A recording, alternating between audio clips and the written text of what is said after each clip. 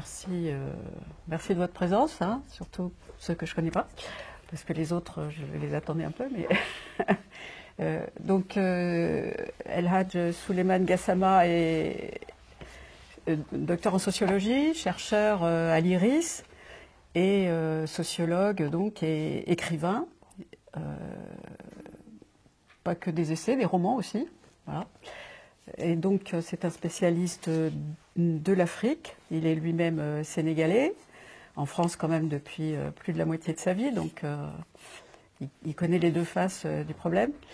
Et il a bien voulu aujourd'hui venir nous parler de la démocratie en Afrique. Alors, le sujet s'est intitulé La démocratie en Afrique francophone. Donc là, on était en train d'en dire deux mots. Il va aller au-delà de ça parce que c'est intéressant d'avoir une vision un peu plus complète plutôt que d'être franco-centré, je dirais, dans l'Afrique, les anciennes colonies françaises et même dans l'Afrique francophone, il y a déjà plusieurs parties. Donc voilà, il va nous détailler tout ça. Savoir que l'Afrique, notamment, n'est pas née avec la colonisation et que donc son histoire avec la démocratie, qui est quand même un concept un peu importé du Nord, je dirais, est ancrée dans des pratiques qui étaient bien plus anciennes et dans une histoire et des cultures qui sont bien plus anciennes. Donc voilà, je vous passe la parole et puis après on fera un échange. Et merci à Simon qui donc, va, comme toujours, filmer notre soirée. Bonsoir à tous, merci chère Catherine, merci pour l'invitation. Au prix de m'excuser, j'ai passé toute la journée au studio parce que vous avez oublié de le mentionner, mais j'ai une émission de radio à Radio France Internationale qui s'appelle Afrique Mémoire d'un continent, que j'anime. Et donc toute la journée j'étais en studio, j'ai enregistré 2 émissions à la suite, donc j'ai une voix qui est un tout petit peu essoufflée. Donc je disais sur la question de la démocratie de manière générale, il y a à la fois des malaises, il y a un fantasme, et il y a une forme de problème de grille de lecture. Problème de grille de lecture. Parce que si on prend la démocratie comme une forme d'étiquette, comme un ensemble de délibérations politiques, de systèmes, d'institutions, on peut dire, comme vous venez de le dire, que c'est peut-être quelque chose d'importé pour le continent africain. Mais si on considère la démocratie comme une forme d'énergie, de moyens d'organisation de la société, d'organisation aussi d'une certaine forme de délibération, d'établissement d'une forme de hiérarchie, de normes, de règles, on voit tout de suite que l'extension du domaine de la démocratie s'impose. Et elle s'applique naturellement, cette extension, aux sociétés africaines. Alors, parler de démocratie, je pense qu'on va commencer par là. Parler de démocratie, ça nécessite de faire un état des lieux, d'abord, aujourd'hui, de ce qu'on pourrait appeler un régime démocratique. Si vous prenez une carte du continent, il y a très peu de pays africains qu'on peut qualifier de démocratie aujourd'hui. On peut jouer à un exercice un peu plus interactif. Si je vous dis pays africain démocratique aujourd'hui, à quel pays penseriez-vous? Sénégal. Quoi d'autre? L'Afrique du Sud. L'Afrique du Sud, formidable. Voilà. Quel autre pays? Il y a 54 États en Afrique, on n'en a cité que 2 pour l'instant. Ça dépend comment on voit la démocratie sur le... Ouais. La question, quel pays africain pourrait-on qualifier de démocratique aujourd'hui? Il y en a plein. Oui, il y en a plein, mais on essaie de les citer. Formidable, on en a parlé juste avant la discussion.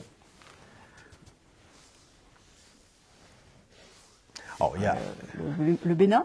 le Bénin, formidable, avec un régime qui tire de plus en plus vers une réduction des libertés politiques.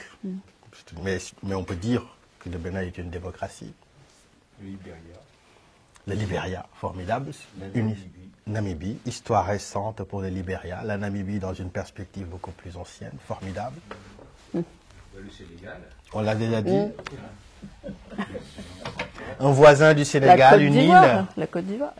Une île, le Cap-Vert. Le Ghana. Le Nigeria.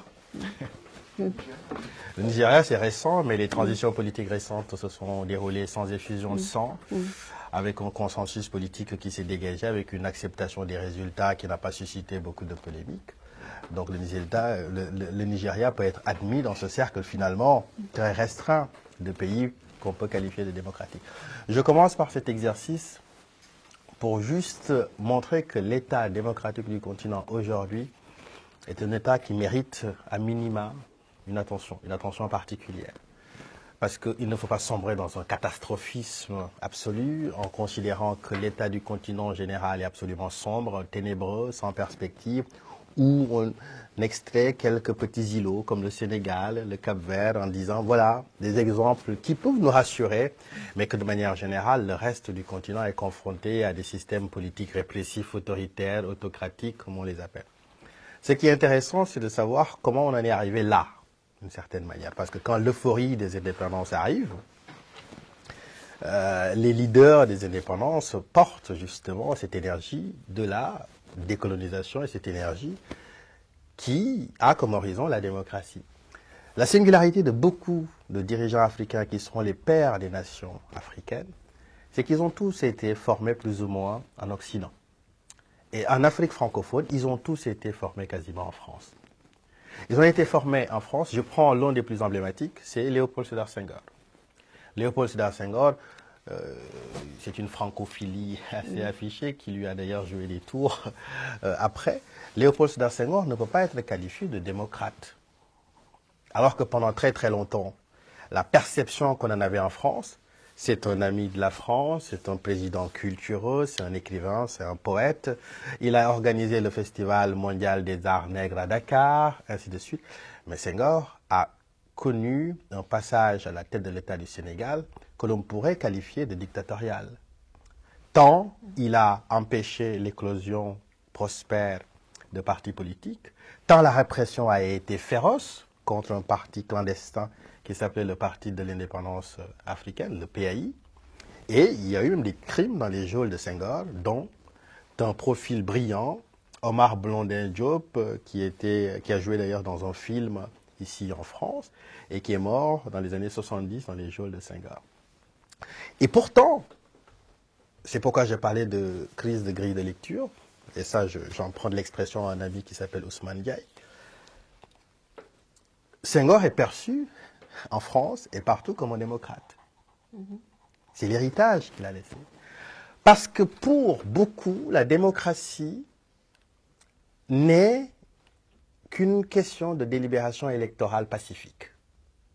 À partir du moment où dans un pays, on organise des élections sans conflit, on signe un peu le tampon pour admettre des pays dans un club démocratique.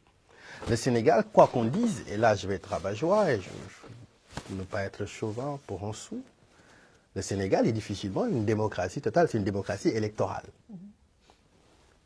Et distinguer ce qui relève d'une démocratie électorale, d'une démocratie intégrale, et de ce que Evie Plenel appelle la démocratie de basse intensité, c'est crucial pour faire une forme de nuancier des démocraties sur le continent africain.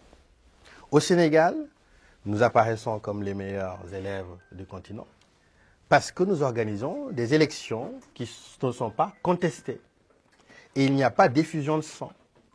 Par contre, dans les processus électoraux, il y a très souvent des agitations, des remous et parfois même des pertes en vies humaines. Et si on étire la perspective très très longue, la perspective très très ancienne, en 1963, les élections ont été contestées au Sénégal, il y a eu une quarantaine de morts. En 1988, année blanche au Sénégal, tellement de contestations qu'il y a eu de morts. En 1993, le président du Conseil constitutionnel sénégalais a été assassiné pour un contentieux électoral. En 2011, il y a eu une dizaine de morts aussi. Et le Sénégal vient de sortir d'une séquence qui a été absolument épouvantable entre 2021 et 2023 avec la décision de Macky Sall d'annuler les élections et finalement contraint par le Conseil constitutionnel, il a dû accepter finalement le calendrier électoral où on a eu 65 morts. Donc ce qu'on appelle bonne nouvelle, finalement, à partir de la France, n'est qu'une vue partielle de la réalité sénégalaise. Est-ce que le Sénégal peut être fier d'avoir des acquis démocratiques? Quand même, bien sûr. On a des débats, on a des institutions qui tiennent la route, on a une presse plus ou moins libre. Mais la démocratie est un système total. Ce sont des prestations sociales totales si on reprenait une formule qui est chère à notre ami Marcel Mauss. Une démocratie, il faut qu'elle infuse dans les partis.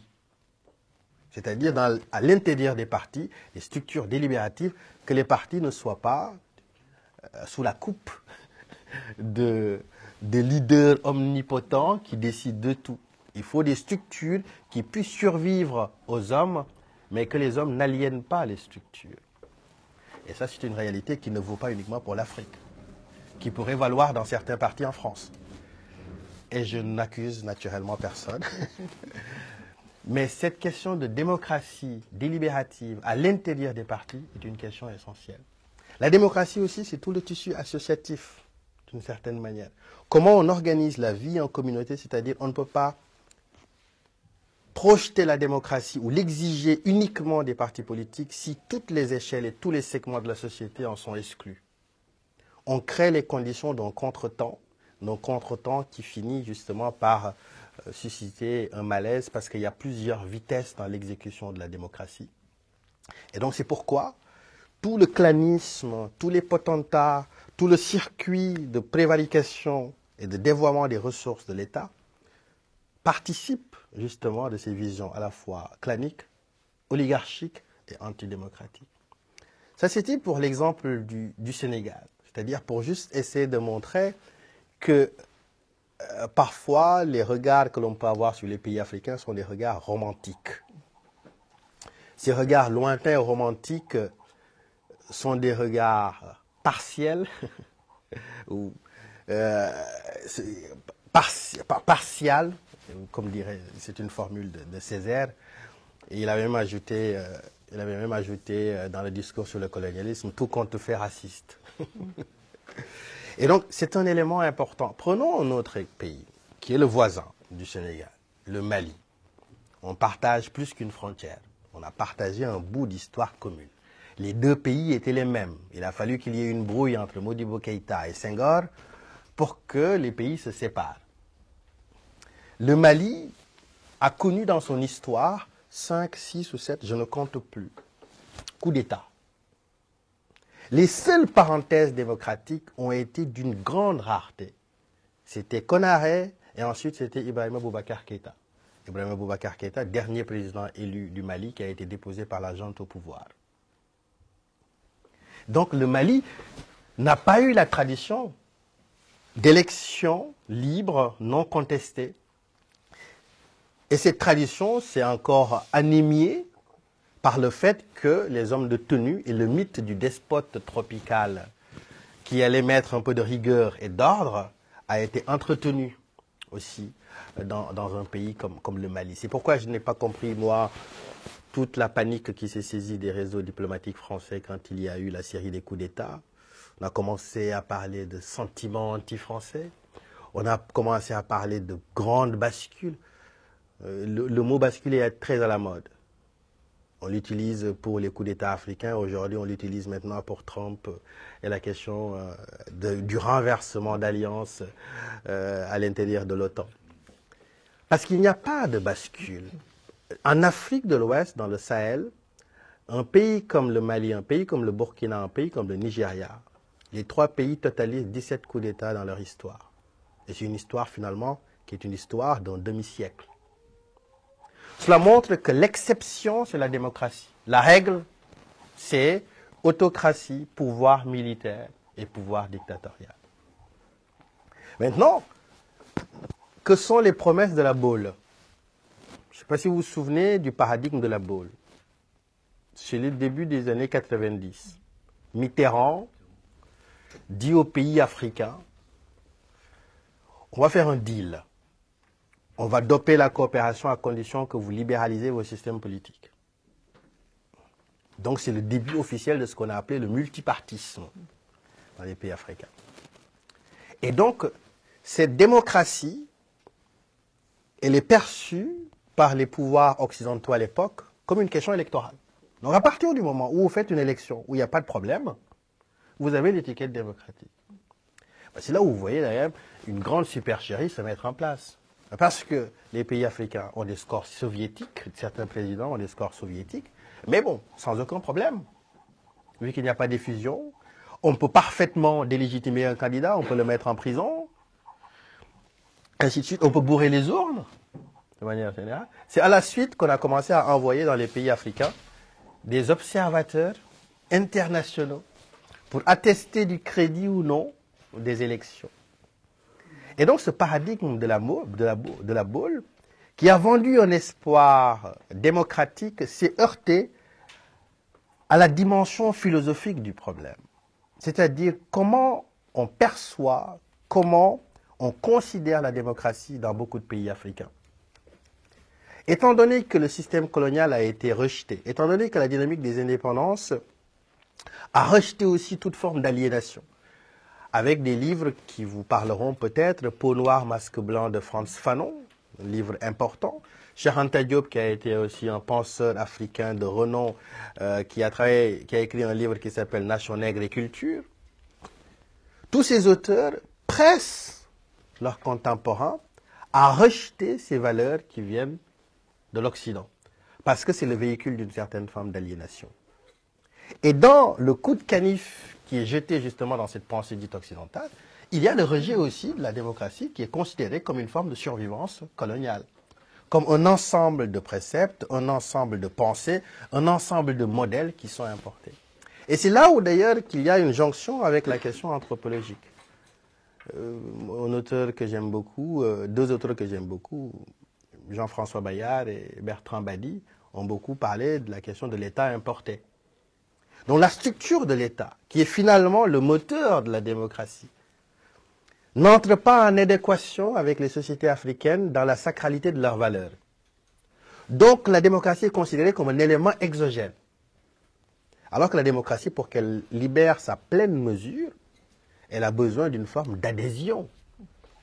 Elle a besoin d'être miroir identificatoire pour les populations.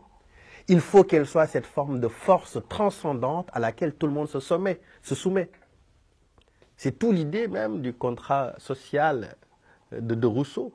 On accepte qu'il y ait une entité suprême qui organise notre vie, à laquelle on lègue une part de notre liberté et qui, justement, régule l'ensemble de la vie sociale, politique et économique. Et cette congruence n'a jamais véritablement existé, parce que la démocratie a toujours été perçue comme une greffe. Comme une greffe qui ne prend pas, c'est pourquoi on a vu dans énormément d'essais, dans énormément de romans, dans énormément de revues, l'idée que la démocratie ne serait pas faite pour les Africains.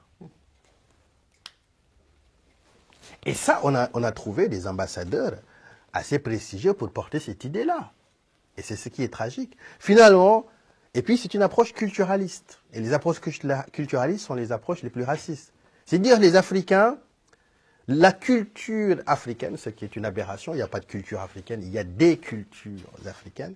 La culture africaine ne serait pas mûre, ne serait pas prête pour la démocratie. Et là où c'est aussi important, parce que si on se réfère aux travaux d'un autre auteur que j'aime beaucoup, qui s'appelle Jean-Pierre Olivier de Sardan, qui est un anthropologue qui a beaucoup travaillé sur le Niger. Il a écrit un texte en 1996 que je trouve très peu lu, et c'est dommage, et qui explique d'ailleurs beaucoup de dynamique aujourd'hui dans le monde, qui s'appelle l'économie morale de la corruption.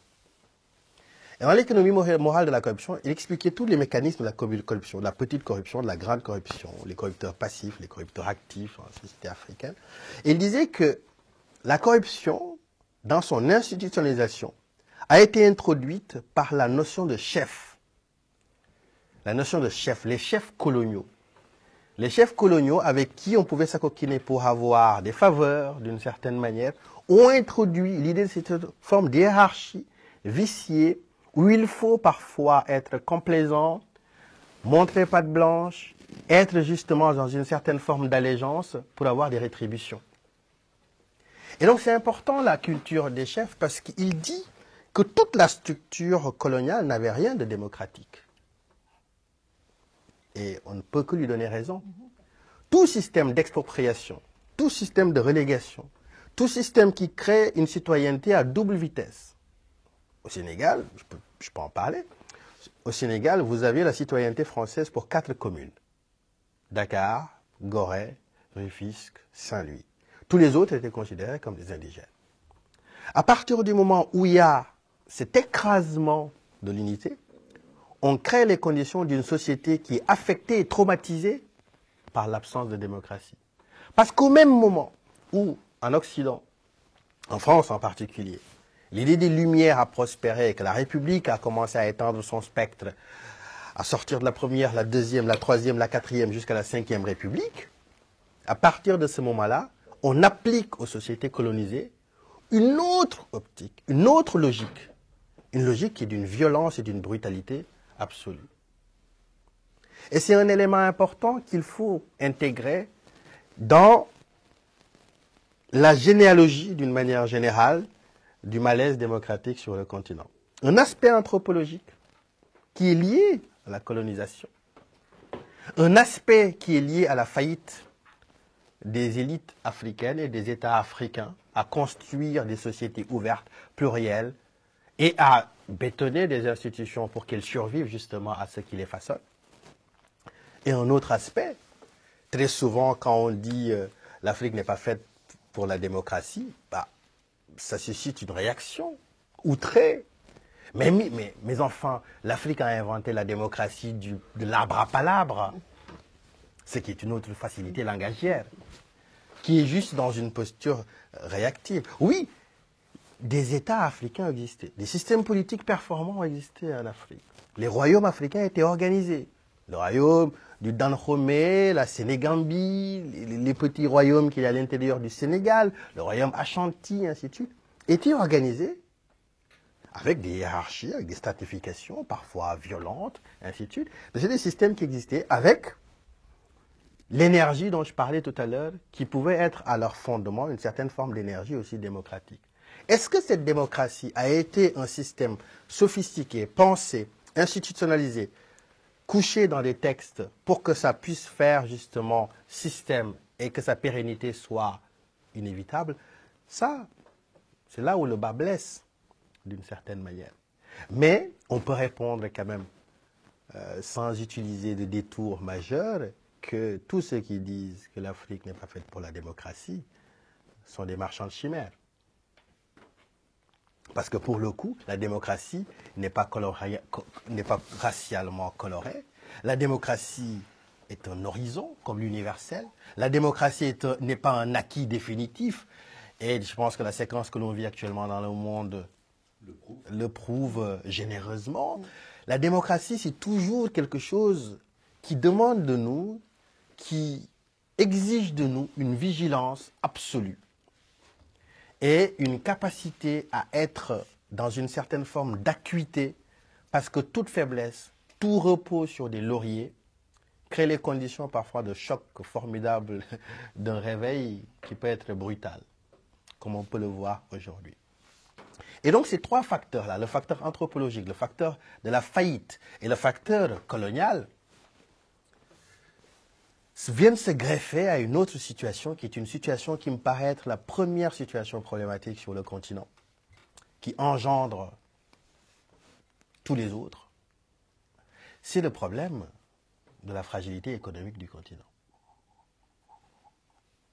Ça, je pense que c'est le premier problème du continent. Le fait que beaucoup de gens n'envisagent pas forcément leur avenir sur le continent, que la situation économique est terrible, que la pauvreté existe, que les États aujourd'hui sont des États qui sont parfois vassalisés parce que c'est des États qui n'ont pas la force de mobiliser des moyens pour soutenir des politiques publiques. Je vous donne juste un autre exemple. Prenons l'exemple d'un pays comme le Niger.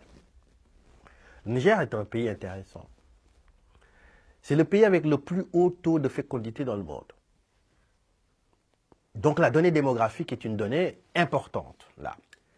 C'est-à-dire qu'au Niger, vous avez 7 enfants par femme. À titre de comparaison, on est à 1,2 en France. Au Sénégal, on est à 4. Et déjà 4, c'est beaucoup. C'est-à-dire aujourd'hui, même si le Niger avait 7% de croissance économique, la croissance démographique, elle engloutit cette croissance économique, donc d'une certaine manière, elle devient nulle. Donc voilà une question qui est centrale. Deuxième point sur le portrait économique que l'on pourrait faire du Niger. Le Niger est un pays continental. C'est un pays qui n'a pas d'accès à la mer. Son électricité dépend d'autres pays, en particulier le Nigeria, avec qui il y a des partenariats économiques poussés. C'est un pays où il n'y a pas de ressources minières absolument folles. Il y avait une ressource, l'uranium. Ils ont de l'or aussi. Ils ont de l'or un peu, mais dans des proportions qui ne sont pas... Mais ils ont de l'uranium. Et jusqu'à peu, l'uranium, ils le vendaient à la France. Il y a un certain temps, dans des tarifs très, très avantageux, pour faire dans l'euphémisme. Après, les Français se sont adaptés au prix du marché. Parce qu'il n'est plus facile de duper un pays comme pouvait le faire pendant la période coloniale ou la période immédiate post-indépendance. Il y a des ressources aussi faibles. Et vous avez en plus une instabilité politique. Donc vous n'avez pas les conditions qui sont réunies pour l'émergence d'une société démocratique. Et puis, quand j'étais étudiant en sciences politiques, on nous disait que la démocratie était le prérequis à la prospérité économique. Et ça, c'était l'exemple européen. Il a fallu faire une société ouverte, stable, pour après tendre vers la prospérité économique. Sauf qu'entre-temps, on a le contre-exemple chinois. On n'a pas besoin de démocratie pour faire de bons substantiels économiques. La Chine n'est pas devenue une démocratie, elle est devenue la deuxième puissance économique du monde. Elle a sorti 450 millions de personnes de la pauvreté en 20-30 ans sans ouvrir, ne serait-ce que d'un petit iota, son espace politique à plus de démocratie. Et bien sûr, les pays africains s'en font l'écho, beaucoup de pays. C'est-à-dire la démocratie n'est pas le Graal absolu. On peut parfaitement vivre dans des sociétés qui ne sont pas démocratiques. Poutine n'est pas démocratique. Et pourtant, les Russes vivent. On peut citer d'autres exemples. Donc cette idée, par exemple, et d'autant plus qu'à chaque fois que les pays africains ont un grand problème avec les pays colonisateurs, parce que le passif colonial, c'est un autre grand malaise qui ne disparaîtra pas de sitôt, ils se tournent vers les ennemis des pays occidentaux. Et c'est pas récent. C'est-à-dire quand la Fédération des étudiants d'Afrique noire en France, qui a été fondée en 1951 en France, qui a vu passer énormément de syndicalistes, et puis d'ailleurs qui a été soutenu par le Parti communiste français, la résidence Poignard est connue pour ça. Ils sont tous passés par là. Vous savez, tous les leaders de l'UPC, l'Union des populations du Cameroun, Ossende Afana et tout le reste, c'était de la FEANF. Amadi Alidjan, qui a son entrée dans le métro, il est passé justement par la FEANF. Vous regardez Alpha Condé, qui est devenu le président de la Guinée, il est passé par la FEANF. Et si vous lisez les manifestes de la FEANF dans les années 50, c'est d'une violence absolue contre l'ordre colonial, comme ils l'appelaient à l'époque. Ils appelaient déjà à une unité de l'Afrique, au panafricanisme, ainsi de suite. Et ce qui est intéressant, c'est que déjà, ils se tournaient vers la Chine et vers la Russie. À l'époque, c'était l'URSS. Donc, il y a fondamentalement cet élément-là, c'est que dans un aveuglement et dans une contestation de toute logique coloniale, on peut parfois s'acoquiner avec le pire, être inspiré par le pire. Tant plus que beaucoup de leaders africains ont été formés à l'école du marxisme, à l'école du socialisme, à l'école du communisme. Sans aucune exception. Ils ont tous passé, je veux dire. Moi, je connais pas, dans mon pays, le Sénégal, je connais pas d'authentique libéral. Le seul président libéral qu'on a eu, il l'a été par opportunisme. C'est Abdoulaye Wade. Abdoulaye Wade a fait sa jeunesse au quartier latin, ici. Et le 25 bis rue des Écoles, c'était l'épicentre de la vie intellectuelle africaine à Paris, parce que la revue Présence africaine, il y avait ses locaux. C'était juste à côté du Collège de France. Ils sont tous passés par là-bas et ils ont tous eu la même énergie. Ils ont tous été des marxistes. Ils ont tous été, voilà, socialistes pour certains, d'autres parfaitement communistes, ainsi de suite. Et il a compris que toute cette génération était une génération, disons, de gauche. Et il s'est dit, bah voilà, je vais m'aménager un boulevard à droite. Je suis seul. Et donc, quand Abdoulaye Wade crée son parti en 1974, le Parti démocratique sénégalais, parce que le multipartisme, nous, au Sénégal, il est arrivé dans les années 70, pas dans les années 90, bah, il commence à dire qu'il est libéral, qu'il va lancer des chantiers de partenariat, il va ouvrir l'économie sénégalaise. Parce que Senghor, qui était le président, était un président socialiste qui est resté au pouvoir. En tout cas, le Parti socialiste est resté 40 ans au pouvoir. Et donc, tout ça pour dire que sur le Niger, comme d'autres pays d'ailleurs dans le même coin, la situation économique, elle se double d'une répulsion de la démocratie et elle se double aussi d'un rapprochement avec des systèmes qui ne sont pas franchement démocratiques. Avec l'idée aussi d'une conjoncture mondiale où la démocratie n'est plus vue comme le sommet de ce qu'il faut désirer. À partir de ce moment-là, émerge sur le continent l'idée du despote tropical éclairé.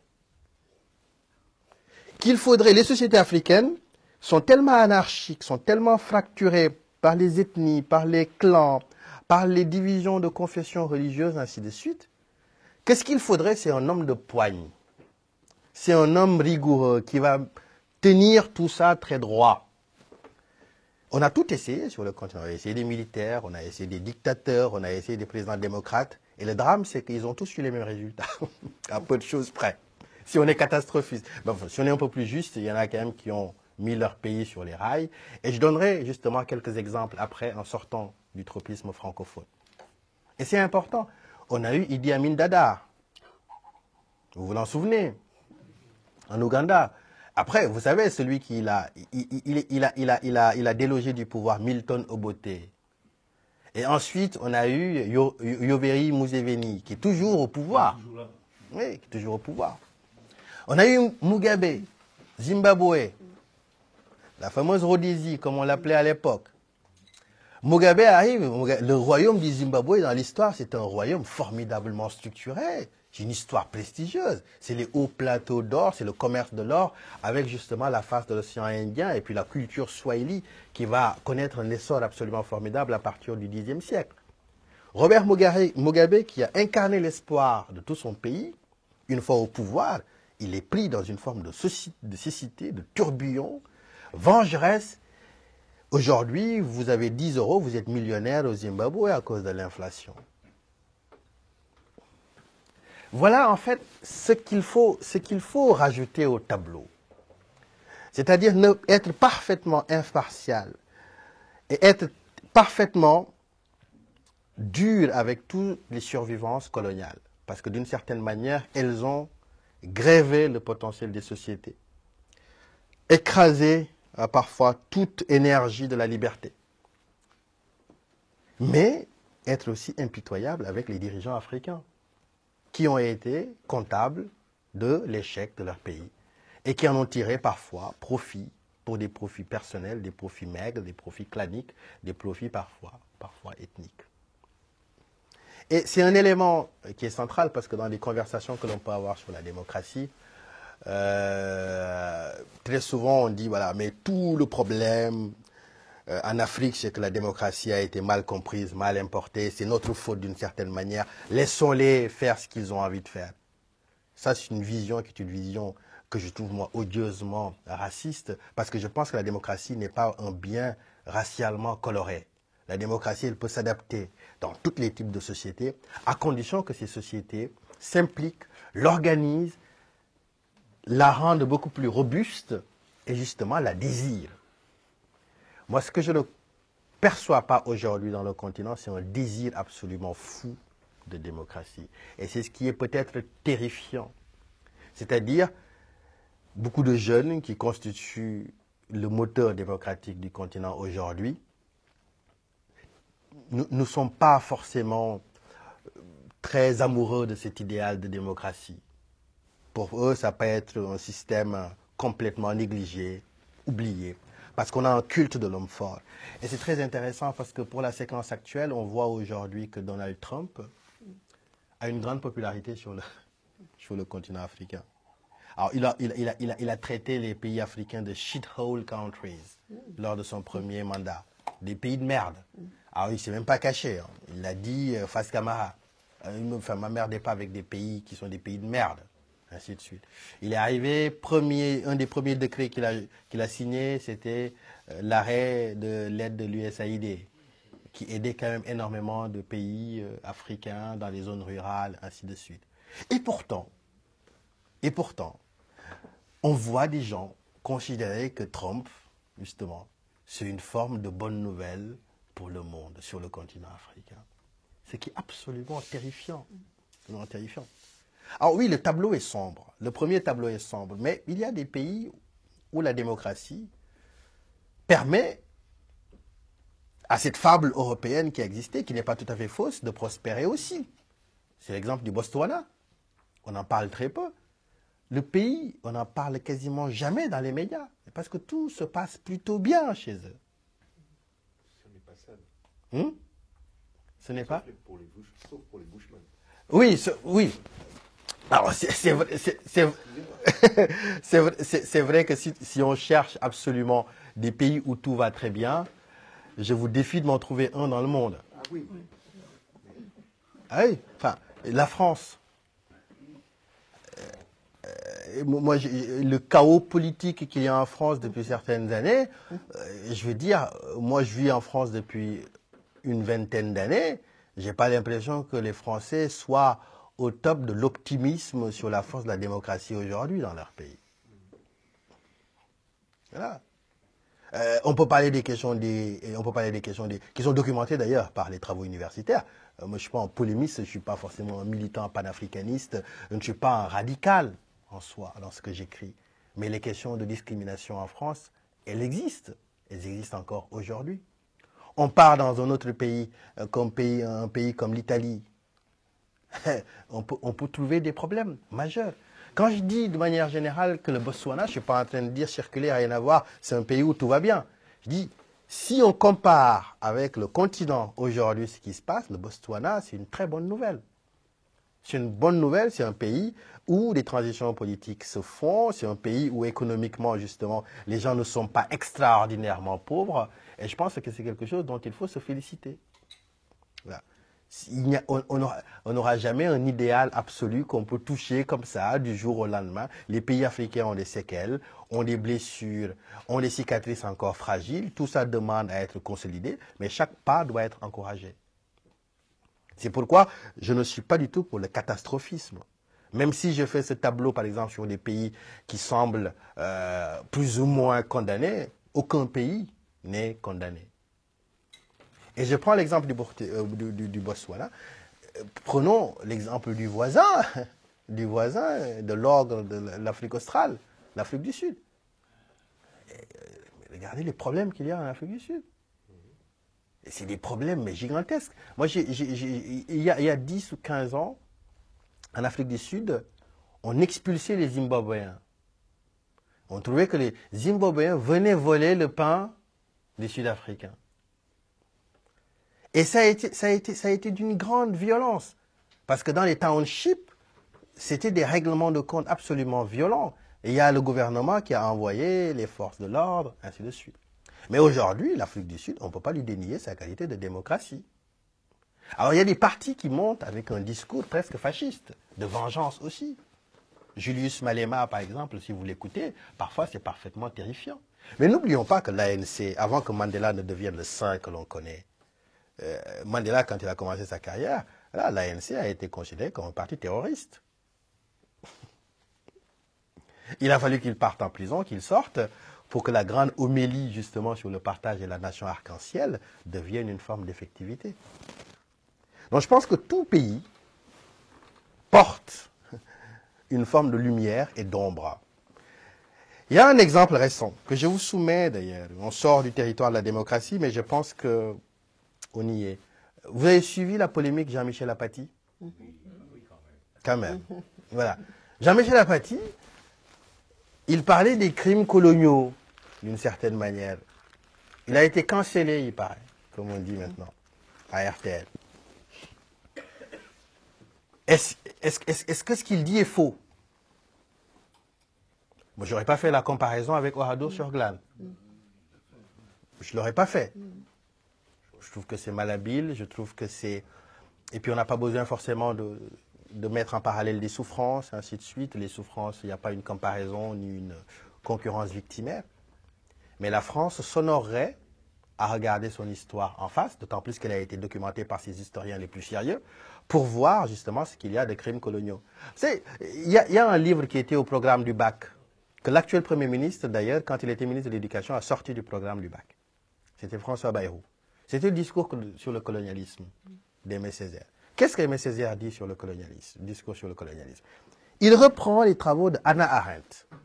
Et il dit, ce que l'Europe n'a pas pardonné à Hitler, c'est que c'est un crime contre l'homme blanc.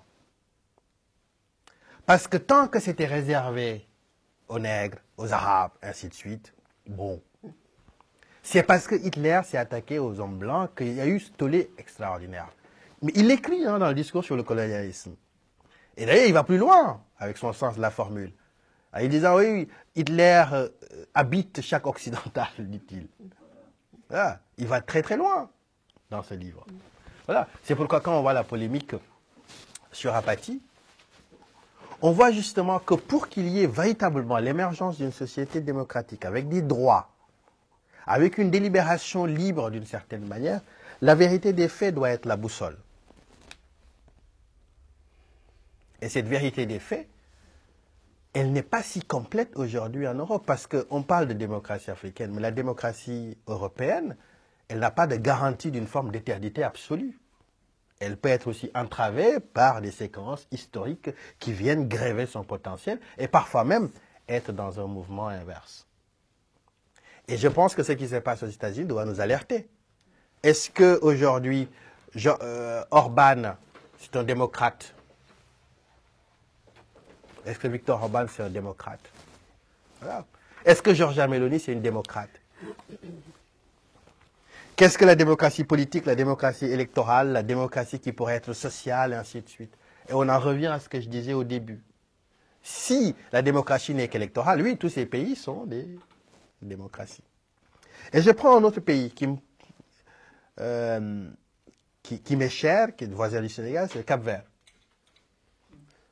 Le Cap-Vert est un exemple de démocratie absolument formidable. Mais vous me direz, vous aussi, le Cap-Vert, oui, entre les colons portugais qui sont restés, cette société métissée, et les indigènes, c'est pas toujours la communion la plus parfaite et l'harmonie la plus parfaite.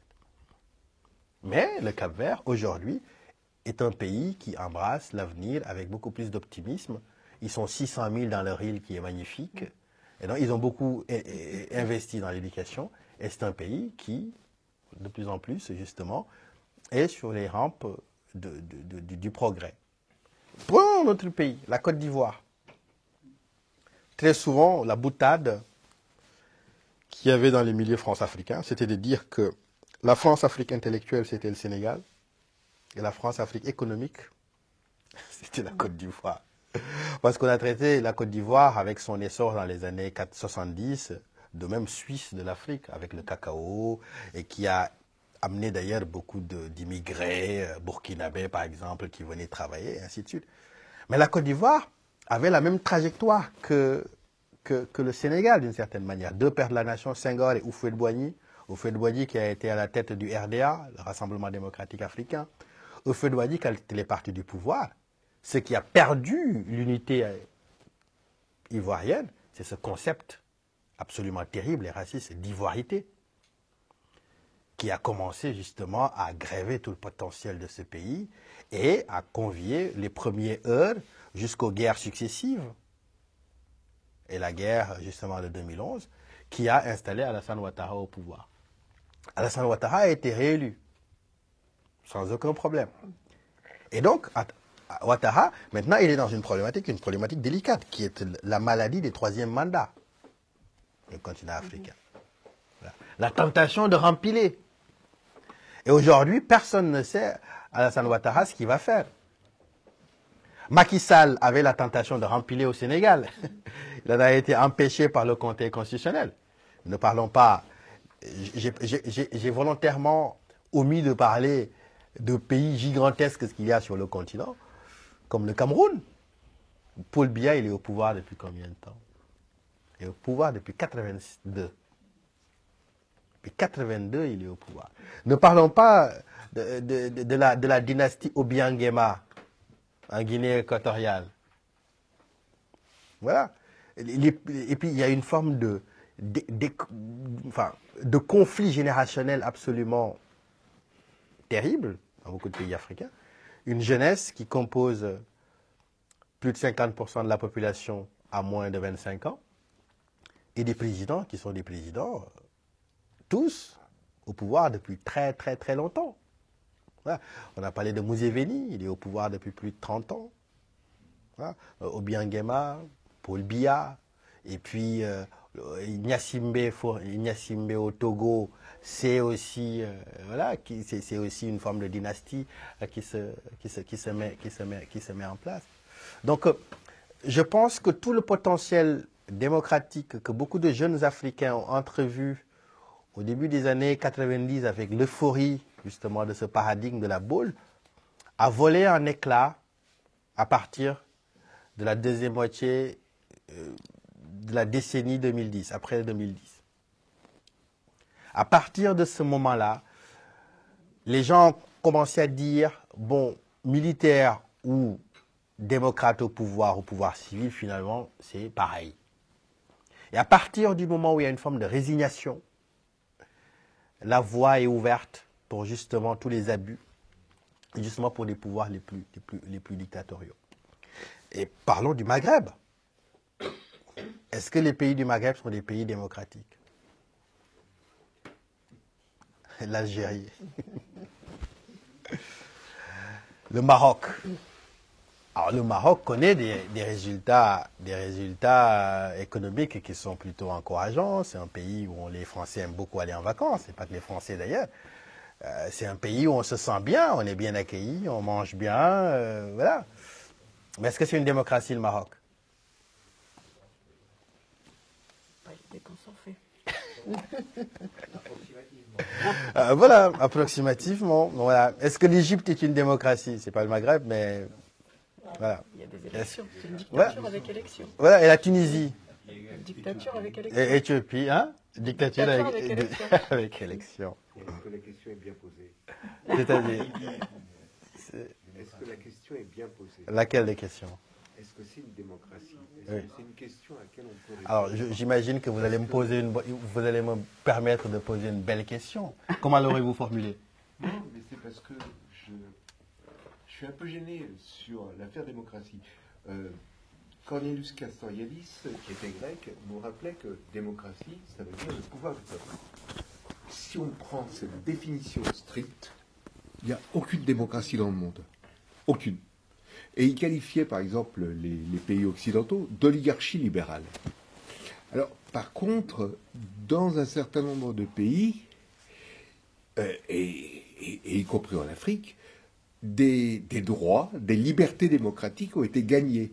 Alors, bien entendu, ça change l'ambiance dans le pays, c'est pas simplement lié aux élections. Et donc, c'est pour ça, la démocratie, je veux dire, faudrait poser la question, est-ce qu'il y a des libertés de presse, des libertés de réunion, c'est-à-dire des choses concrètes qui nous permettent de dire qu'il y a des libertés démocratiques. Maintenant, savoir si c'est une démocratie au sens politique du mot, c'est autre chose.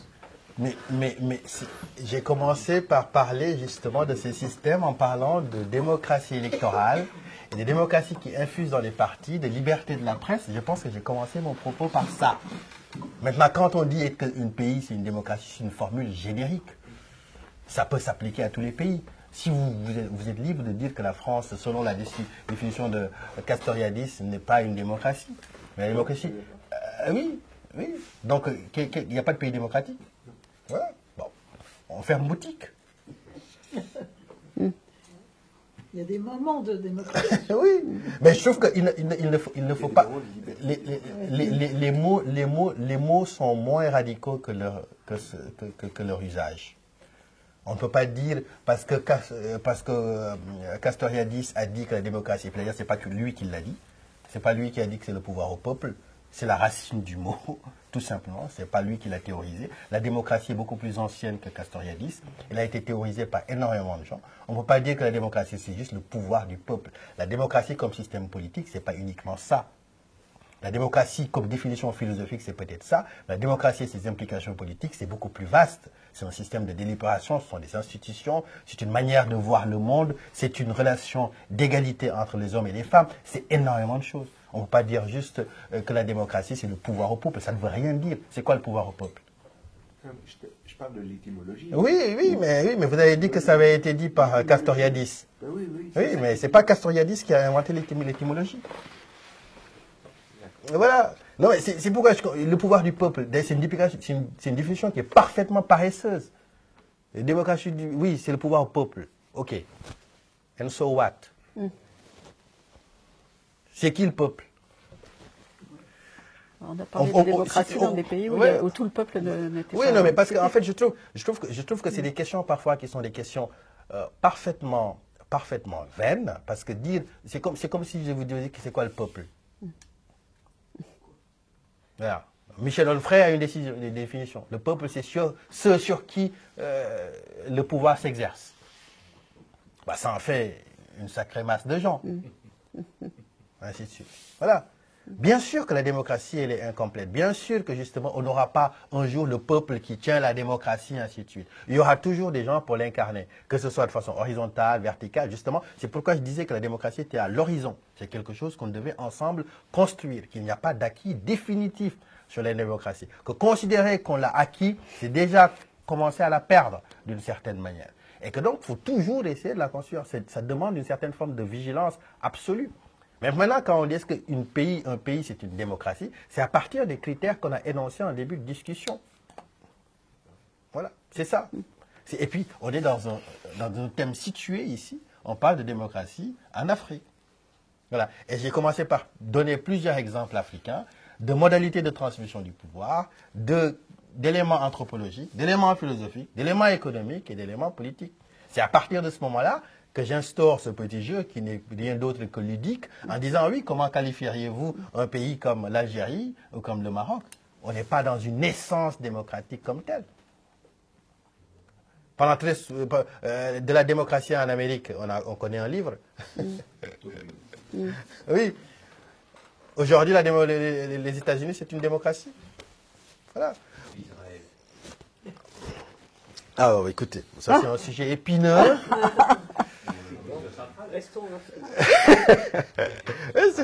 C'est une question centrale. Donc voilà.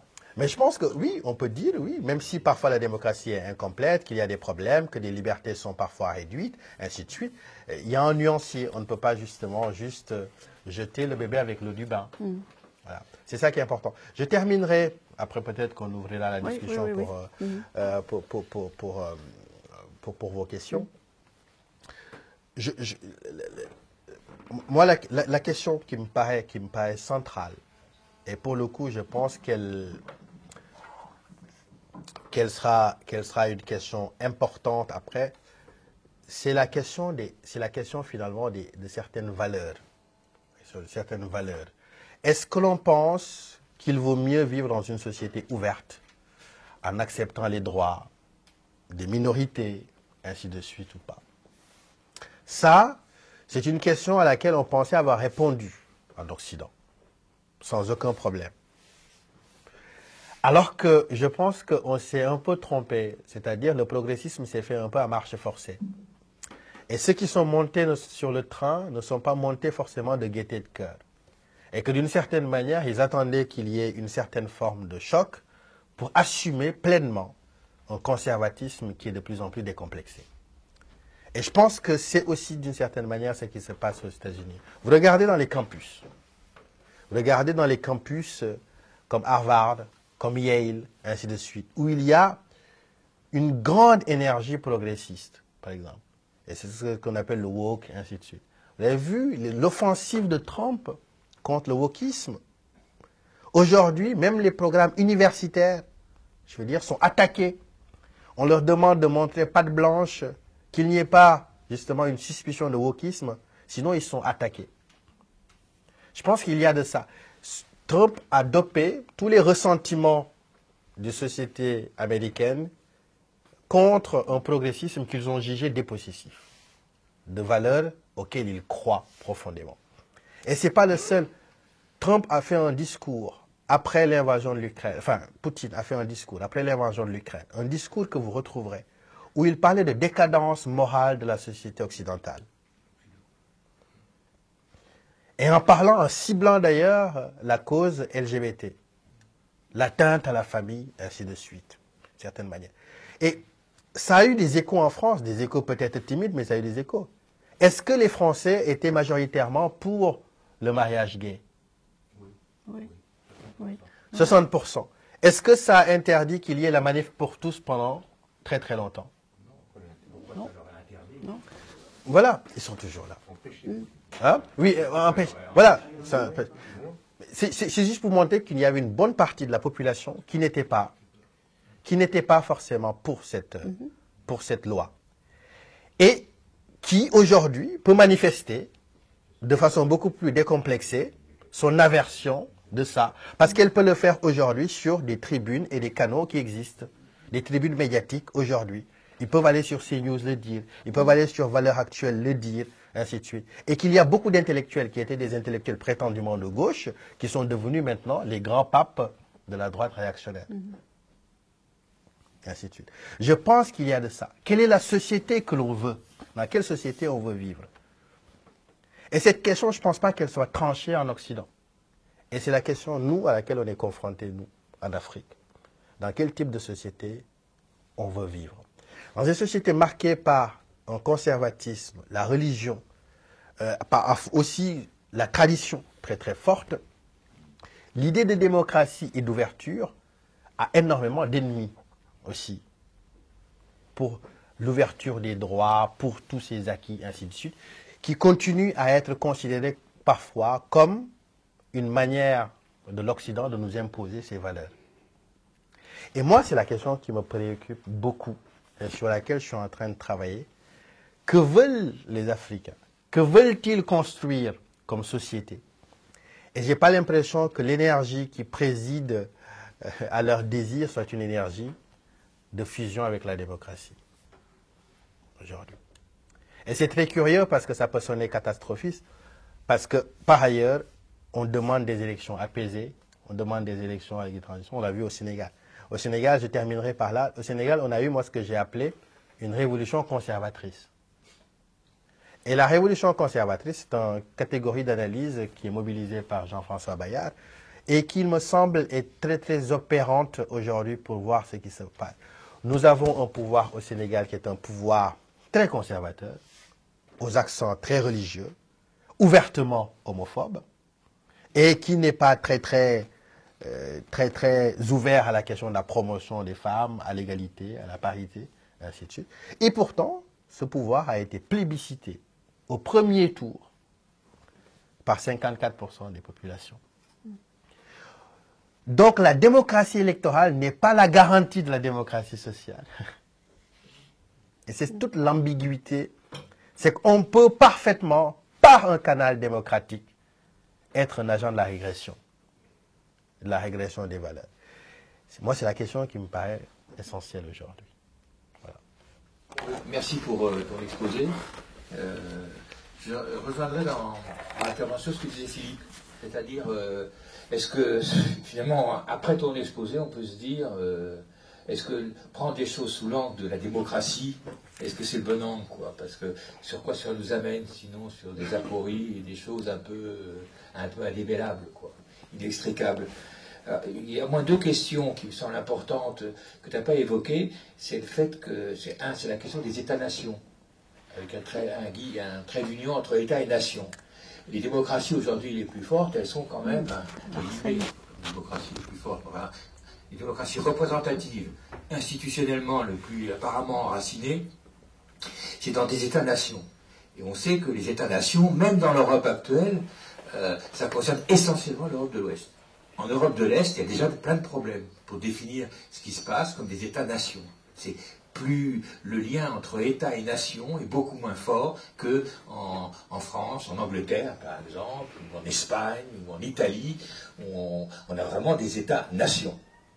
La deuxième chose que tu n'as pas évoquée non plus, effectivement, ou marginalement, effectivement, c'est cette question de protection des minorités. C'est une question essentielle. Et ça, on sait que même le Vatican s'est trouvé un peu piégé, parce que quand ils ont fait cette tentative de pas en avant, sous la pression du pape François, de donner la possibilité pour les prêtres de bénir les unions homosexuelles, qui n'était pas reconnaître le mariage homosexuel, mais enfin c'était quand même quelque chose qui n'était pas vraiment dans la ligne de la Manif pour tous, c'est le moins qu'on puisse dire. Eh bien, il y a eu une telle réaction en Afrique, entre autres de l'appareil catholique africain, qu'ils ont été obligés de reculer. Et qu'ils ont décidé dans un deuxième temps que seuls les pays où on déciderait s'ils pouvaient le faire ou pas. Et donc à laisser à chaque pays, d'une certaine manière, à chaque évêché, etc., la possibilité de le faire ou de ne pas le faire. L'autre chose que je dirais, c'est qu'effectivement, finalement, la question pour nous, ici en Europe, en France en particulier, peut-être la plus importante, c'est qu'est-ce que c'est que l'héritage colonial, quoi. Parce que l'héritage colonial, c'est pas simplement une vieille histoire, quoi. On le voit avec l'histoire du Cameroun, quand même. La guerre du Cameroun, menée secrètement par la France pendant des années et des années, et qui a fait des milliers de morts, c'est quasiment aussi gigantesque que la répression en Afrique. On découvre progressivement que ce qu'a été l'attitude de la France au Cameroun, c'est quasiment, c'est proche de ce qu'a fait la France en Algérie, quoi.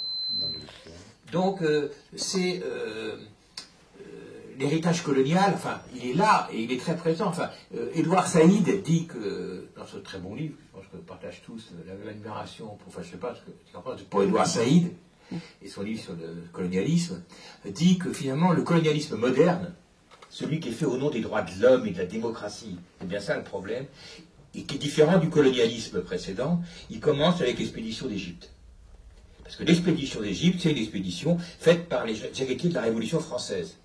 Or, l'expédition d'Égypte, telle qu'on la connaît maintenant, telle qu'elle a été reconstituée par les historiens les plus récents, c'est une suite de massacres, mais gigantesques, au fur et à mesure que l'armée française remonte depuis Alexandrie jusqu'au Caire. Mais ils ont massacré, ils ont brûlé les villages, etc.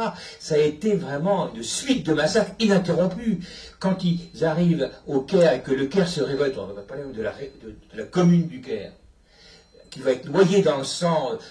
Napoléon a mis ses canons tout autour de la ville et bombarde la ville. On dit que le Nil était rouge de sang. Tellement les Français ont massacré au Caire quand il y a eu ce soulèvement de la population du Caire contre l'occupation des Français. Et là, on voit parce que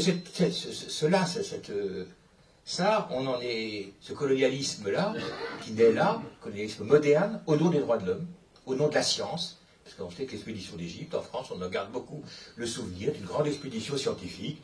On a ramené des documents, etc., sur l'état de ce qu'était l'Égypte des pharaons. Et l'obélisque. Oui, l'obélisque. Et quand on voit après cette armée-là, qui avait déjà été formée dans les massacres cette armée démocratique qui avait déjà été formée dans les massacres en Vendée, qui ne sont quand même pas piqués des hannetons non plus, hein, qui après, on va les retrouver, les mêmes, ils héritent, on les retrouve parce que c'est des héritages dans la commune de Paris. Donc on en est victime aussi. Les 10 ou 15 000 morts de la commune de Paris, c'est quelque part dans l'héritage de cette armée de massacreurs, quoi.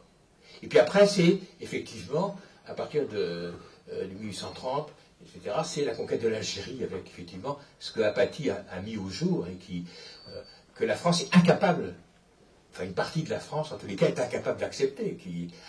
Et c'est vrai que ce que disent les historiens comme Chapoutot ou d'autres qui disent que les nazis se sont inspirés, enfin d'une certaine manière, ont fait aux Blancs ce que les Blancs avaient l'habitude de faire aux populations disons, soumises en esclavage, ou soumises ensuite à la colonisation, Chapoutot dit c'est là qu'on a trouvé l'inspiration. Les premiers camps de concentration, les premiers grands massacres, Fassin l'a dit aussi dans son petit livre récent sur Israël, ils sont expérimentés par exemple par les Allemands, très particulièrement dans les massacres qui ont été commis en Afrique. C'est là qu'on a expérimenté un certain mode de gouvernance qui nous persécute aussi depuis tout le temps. Exemple de la Commune de Paris, dont on est aussi les victimes, mais infiniment, évidemment, que les populations colonisées. Donc, voilà, donc peut-être que prendre l'affaire sous l'angle de... On a peut-être plus l'habitude, quand on traite de ces questions, de le prendre sous l'angle de qu'est-ce que c'est que le colonialisme, quoi. Évidemment, prendre la question de la démocratie sans prendre qu'est-ce que c'est que le colonialisme, parce que la démocratie, elle commence mal quand même, hein, parce qu'elle commence en Grèce, mais elle commence avec l'exclusion des femmes et des esclaves, et des métèques aussi. Donc elle commence assez mal, c'est quand même un régime des hommes, c'est un régime masculin, la démocratie, quand elle naît en Grèce. Et en France, elle va rester longtemps, puisque on sait qu'un épisode qui nous paraît souvent comme un épisode de démocratie populaire, qui est la Commune de Paris, mais même pendant cet épisode-là, la Commune de Paris n'a pas donné le droit de vote aux femmes, par exemple. On oublie souvent de le dire, ça. Mais quand il y a eu les élections dans la Commune de Paris, les femmes n'avaient pas le droit de vote. Donc c'est quand même, on voit que ça pèse lourdement, ces questions-là, hein, y compris dans nos traditions les plus glorieuses, puisque la Commune de Paris, elle fait partie des traditions les plus glorieuses de la gauche, d'une certaine manière. Donc peut-être qu'il faut arriver, pas le prendre simplement sous l'angle de la démocratie, mais le prendre aussi sous On va l'angle peut-être du faire tourner la colonialisme. parole un peu.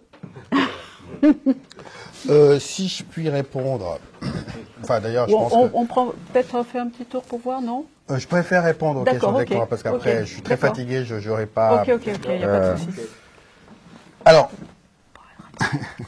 je ne suis pas responsable de l'intitulé de la discussion d'aujourd'hui, hein. On m'a invité pour parler de la démocratie en Afrique, hein. C'est pas moi qui ai suggéré le sujet. Voilà, on m'a invité pour parler de la démocratie Tout en à Afrique. fait. Et j'ai commencé en disant qu'on ne peut pas parler de la démocratie en Afrique parce que c'est très large et qu'on pourrait y passer énormément de temps. Donc, je plaide non coupable. Voilà. La deuxième chose sur la question des minorités, je l'ai évoqué très rapidement à la fin de mon propos, mais ce n'était pas aussi le sujet. La démocratie, ce n'est pas uniquement la question des minorités, mais c'est une question qui est importante. Lesquelles de minorités? Les minorités, on peut parler des minorités sexuelles, on peut parler des minorités albinos, on peut parler des minorités parfois religieuses, ainsi de suite. Oui, la situation elle est dramatique. C'est dramatique dans beaucoup de pays. Le Nigeria, on a connu pendant très très longtemps des conflits à Jos entre religions, entre les Noirs, entre les musulmans au nord et les chrétiens au sud, ainsi de suite. Aujourd'hui, je ne connais pas un seul pays africain véritablement gay-friendly. Oh, l'Afrique du Sud. Ah, mais l'Afrique du Sud, ça dépend d'où. Ils ont quand même reconnu Oui, mais c'est ça. Mais au prix d'une homophobie qui est une homophobie qui est délirante par rapport à ce qu'on voit dans les pays occidentaux. Donc voilà. Donc les minorités en Afrique, c'est une minorité qui sont des minorités justement. Donc si on doit juger de l'efficience ou en tout cas de la pertinence des démocraties africaines à l'échelle des minorités, bah là encore, on peut encore creuser parce que le compte n'y est pas. Là, ça Après, sur la question coloniale, pour le coup, moi, c'est mon sujet. Mais on n'a pas fait une conférence sur mon livre. J'aurais aimé qu'on parle de mon livre. Oui, mon alors livre voilà. ne parle que du malaise postcolonial. Le livre, c'est les bons ressentiments, et c'est sur le malaise postcolonial, qui effectivement n'est pas directement sur le sujet de la démocratie, mais enfin bon, ça en reprend largement les racines. Oui, voilà. oui, mais je l'ai évoqué, mais en tout cas, sur la question coloniale, bien sûr, moi je suis un lecteur de Fanon, je suis un lecteur d'Edouard Saïd. Le livre, c'est l'orientalisme, qui a lancé le canevas des études postcoloniales, d'ailleurs. Edouard Saïd est un auteur important. Mais vous savez, même comme tous les auteurs importants, ils ont aussi parfois leurs points faibles. Édouard Saïd était un grand admirateur de Joseph Conrad, donc, sur qui il a fait sa thèse. Et Joseph Conrad, c'est les thèses on ne peut plus racistes, au cœur des ténèbres, le nègre de Narcisse, ainsi de suite. Donc il faut toujours se méfier des idoles. Et la gauche n'est pas moralement irréprochable. C'est elle qui a lancé la colonisation. Vous avez parlé de la campagne d'Égypte, vous pouvez parler de Jules Ferry. C'est les Lumières françaises, justement, au fait de leur droit, de leur pertinence, qui ont lancé la colonisation. Voilà. La gauche n'a pas été irréprochable, même dans le paternalisme. Moi, je ne l'appelle pas le paternalisme, je l'appelle le maternalisme, je veux dire, pour se donner parfois bonne conscience. Voilà. Elle a accepté des réalités qui étaient des réalités parfaitement rétrogrades. Elle a aidé parfois des conservatismes religieux au nom de la nécessité de ne pas faire de vagues. Donc, autant on peut être parfaitement dur et impitoyable avec la droite, autant oui, sur l'héritage colonial, c'est pourquoi la gauche, qui a attaqué Apathy tout de suite? Ce n'est pas uniquement la droite de CNews, hein. C'est des gens qui sont la gauche, le PS classique, hein, qui sont devenus entre autres le Printemps républicain et compagnie, et ainsi de suite, qui ont attaqué Apathy. Mais parce que cette histoire n'est pas suffisamment enseignée.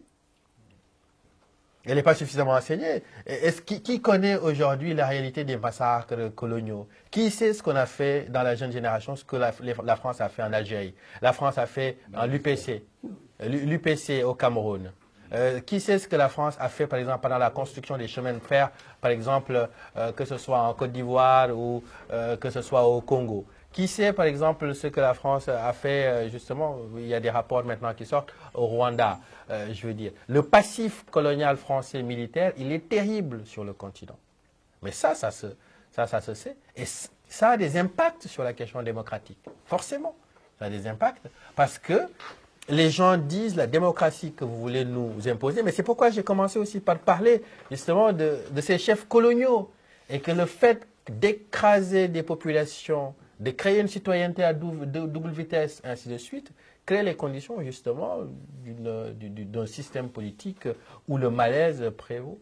Voilà. D'une certaine manière, ce sont les aspects que j'ai évoqués dans ce sujet très très vaste.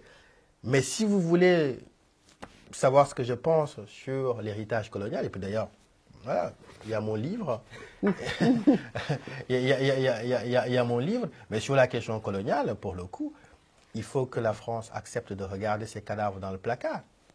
Je ne suis pas sûr que toute la gauche soit prête à le faire.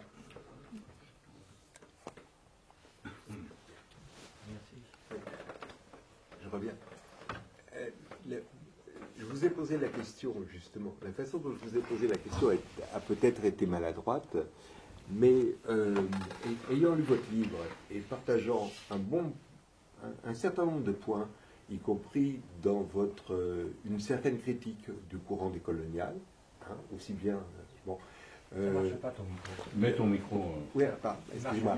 Donc, aussi bien une certaine critique du courant décolonial qu'une critique du colonialisme et du néocolonialisme, c'est pour ça que je vous posais la question de la démocratie. Parce que cette question de la démocratie ne fait-elle pas justement obstacle aujourd'hui dans la discussion? Il suffit d'aller dans n'importe quel pays qui subit le joug occidental. Voilà. Dans n'importe quel pays qui subit le joug occidental, et qui se présente comme des démocrates, c'est ça la démocratie. Alors, c'est pour ça que je posais la question sur le mot, et pas sur la question du peuple, c'est-à-dire comment un mot peut être compris dans le contraire. Après, on peut faire toute la généalogie des mouvements de libération en Afrique qui ont été influencés par une certaine conception du parti unique lié au stalinisme, etc. Bien entendu, il y a tous ces... Mais ce n'est pas simplement les idées qui ont déterminé ces choses-là. C'est aussi des pratiques concrètes. C'est pour ça que je vous posais la question dans ce sens-là, pas du tout pour me servir de Castoriadis comme un argument d'autorité. Je sais bien qu'il n'a pas inventé la démocratie. Là n'est pas la question. Mais par contre, ce que je voudrais vous poser comme question, justement, c'est par rapport à ce que vous dites. J'aurais pu penser, sur la question de la démocratie en Afrique, que vous alliez nous parler aussi de ce que j'appellerais, non pas la démocratie, mais des pratiques démocratiques, des pratiques de liberté dans l'histoire de l'Afrique.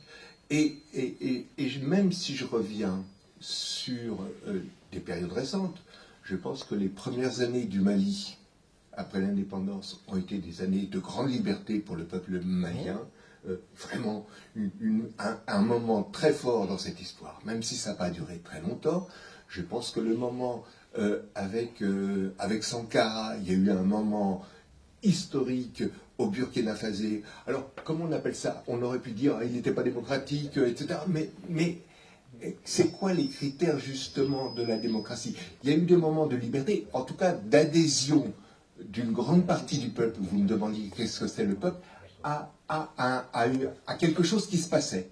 Alors qu'ils aient fait des erreurs en négligeant les formes démocratiques, ce qu'on appelle aussi la démocratie formelle, c'est peut-être une erreur, mais quand même il faut aussi parler de ces expériences et justement que c'est pas simplement du côté de l'aliénation qu'on se trouve, mais aussi du côté d'une expérience de liberté à faire réémerger. Et puis, puisque pour finir, puis excusez-moi, mais comme on parle, je veux dire, des Lumières, et ben, on s'est aperçu depuis Grabert que l'idée de démocratie telle qu'elle a été formulée par Rousseau dans son écrit de Constitution, il est largement inspiré de ce qu'on appelait à l'époque la démocratie iroquoise. Ah, étonnant, hein, comme les choses nous reviennent par rebond.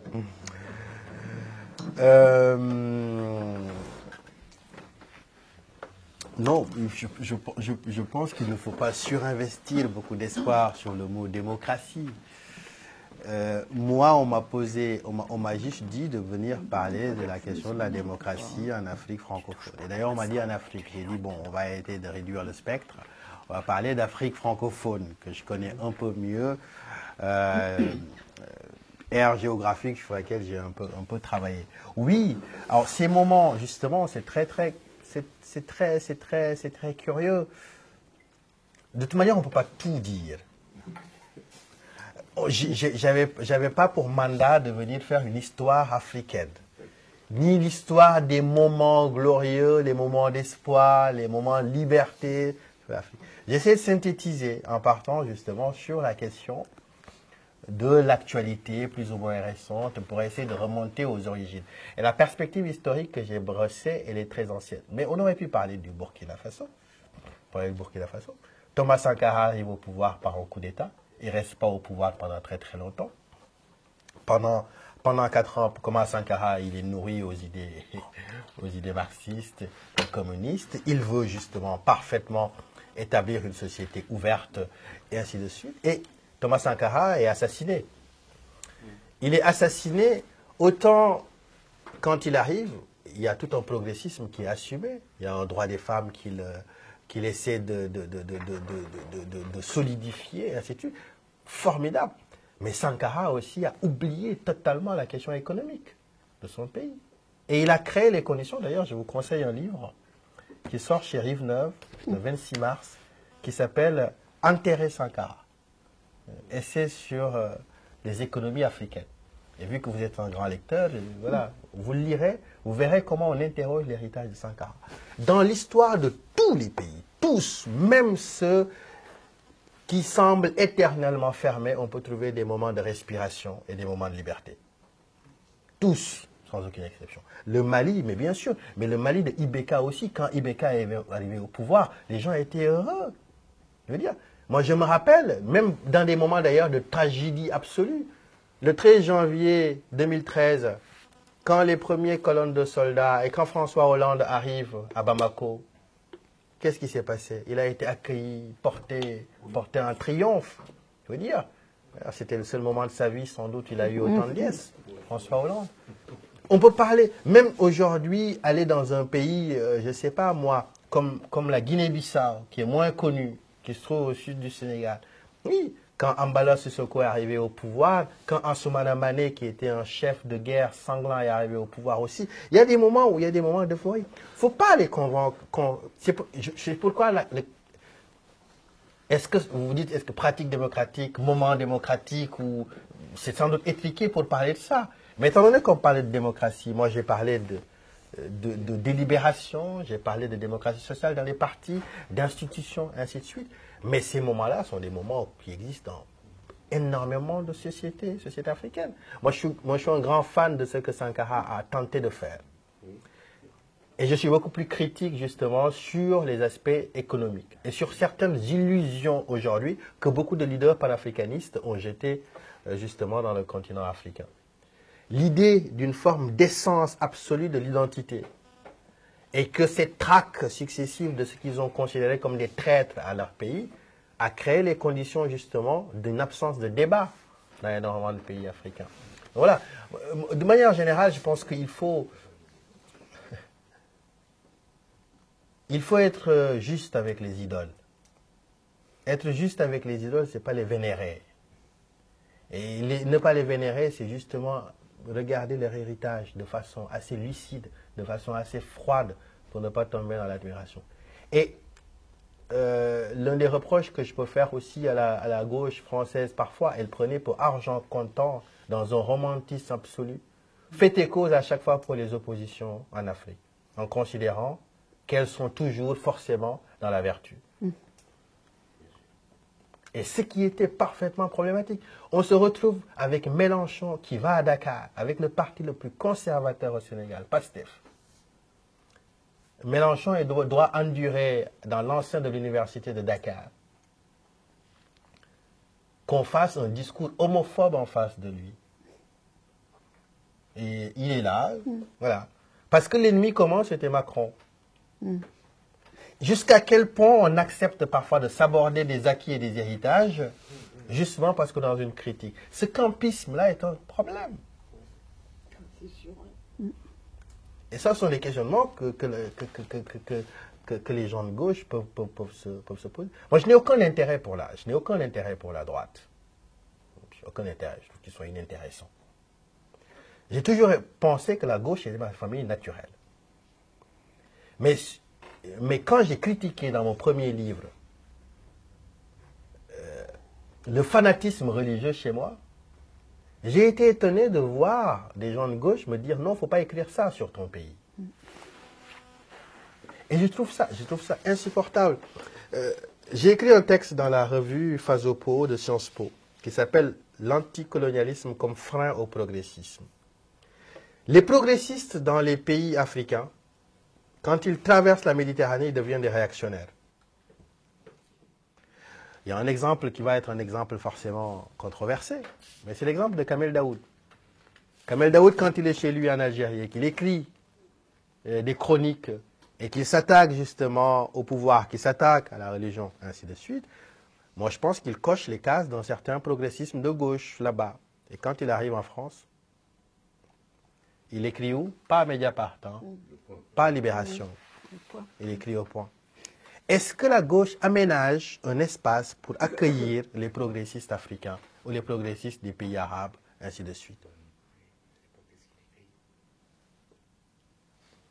Voilà aussi un autre problème. Et après, ils sont obligés de céder à la drague opportuniste et mensongère de la droite. Et je pense à partir du moment où ils embrassent la droite dans la bouche, c'est le baiser de la mort, quoi. Voilà. Mais réfléchir à des espaces de débat où la gauche peut affronter ces questions-là de façon sereine, en étant intraitable sur ces deux piliers, la solidarité, l'ouverture, la justice, l'égalité, mais aussi ne pas être dupe que tout ce qui est sur le continent africain n'est pas forcément progressiste. Et même d'ailleurs, on est dans l'épicentre du conservatisme. Parfois.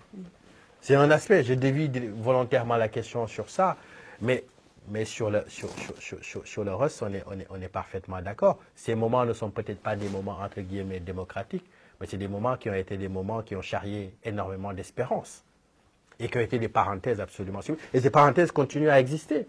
Aujourd'hui, au Sénégal, quand Abdoulaye Wade a voulu se représenter en 2011, il y a un collectif qui est né, qui s'appelle le collectif Yanamar, qui a été porté par des jeunes, ainsi de suite, qui se sont dressés contre l'arbitraire de cette forme de dévolution monarchique que Wade voulait faire. Il voulait faire un ticket avec son fils voilà, pour se présenter à l'élection présidentielle. Oui, ces moments continuent à exister. Les jeunesses sont aussi demandeuses parfois de ces libertés-là. Et c'est là où l'espérance démocratique peut continuer à exister dans beaucoup de pays africains. Vas-y. Moi, c'est moins une question qu'une réflexion. J'ai trouvé extrêmement intéressant, justement, que tu appuies sur un questionnement permanent. Parce que moi, c'est quelque chose qui me turlupine aussi. Je crois qu'il n'y a pas de démocratie, il n'y a rien de gagné qui ne puisse être repris. Et ça moi, je joue comme ça l'exemple de grandes libérations, victoires, comme la chute du mur en Allemagne. Bon, ben voilà. Après, on a vu ce qui s'est passé au niveau injustice, etc. Le droit à l'avortement et à la contraception, hein, bon, ben, il a été gagné, victoire. Mais dès le départ, il y a les médecins, premièrement, qui se sont dépêchés de ne jamais l'appliquer, et il est remis en cause. Et ça, je crois que c'est quelque chose de fondamental. Il n'y a pas de démocratie qui existe. Il y a une démocratie qu'il faut sans arrêt construire, à tous les niveaux. Et ça c'est vraiment quelque chose qu'il faut que, au niveau de la gauche, de l'extrême gauche, etc., de toutes les forces, on se dise, on n'a pas de vérité, on n'a pas de choses qui ne risquent pas de nous être pris. Voilà. Et on n'a pas d'idée toute faite à avoir. Il faut sans arrêt se battre. Alors, vous prêchez un convaincu, je suis parfaitement d'accord avec vous, mais Simone Veil le disait, Simone Veil a demandé d'ailleurs au mouvement féministe d'être dans la vigilance, en disant que les acquis féministes ne sont jamais définitifs, et que dès qu'il y a un choc, on peut les détricoter, et ainsi de suite, et c'est valable pour la démocratie. Et je pense d'ailleurs que le fait de vivre une forme de paix pendant 70 ans, comme on l'a dit, en Europe, c'était pas vraiment une paix, hein, parce que à côté, les gens... quand on dit ça d'ailleurs, moi, j'ai les poils qui se dressent. On n'a jamais connu une période de paix et de prospérité. La prospérité, elle n'a été que pour un très petit nombre. Avec les guerres qu'il y a dans le monde, voilà, ont toujours continué à exister. Et je pense qu'en Europe ou en France, on s'est dit à un moment donné, en fait, c'est acquis, quoi. C'est bon, la démocratie maintenant, c'est bon, quoi. Il n'y a plus à se battre. Et là, peut-être qu'un sursaut va naître. Rien n'est moins sûr, hein. Rien n'est moins sûr. Oui. C'est-à-dire, disons le. Il y a un monsieur qui est très pressé de parler là-bas. Vas-y.